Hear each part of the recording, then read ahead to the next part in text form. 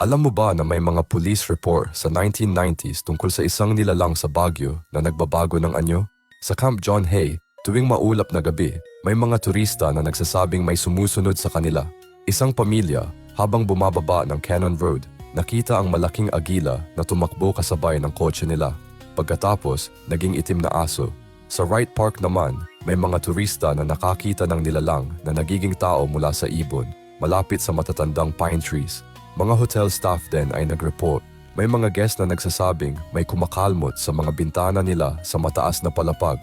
Nung nag-investigate sila, nalaman nila na burial ground daw ng mga katutubo ang lugar na iyon dati.